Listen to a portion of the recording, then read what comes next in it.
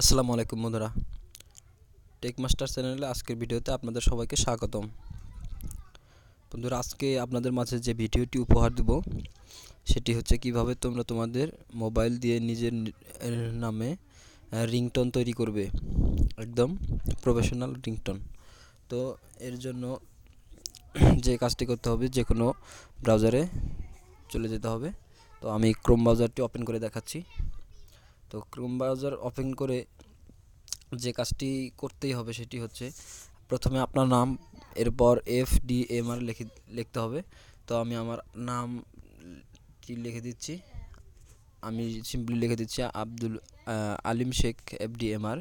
তো আপনি আপনার রিংটোন আপনার নামে পেতে চাইলে আপনার নাম দিয়ে তারপর FDMR অবশ্যই লিখতে হবে। তো লিখে সার্চ দিবেন। প্রথমে যে অপশন চলে আসবে সেখানে ক্লিক করবেন। ক্লিক করার পর একটু স্ক্রল করে নিচে যাবেন। নিচে গেলে দেখতে পারবেন ডাউনলোড একটি, যে এখানে দেখতে পাচ্ছেন এই যে ডাউনলোড চিহ্নটি রয়েছে, এখানে ক্লিক করবেন।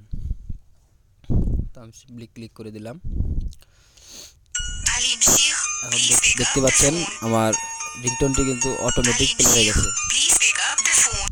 দেখতে পাচ্ছেন আমি ক্লিক করার সাথে সাথে কিন্তু আমার রিংটোনটি প্লে হয়ে গেছে।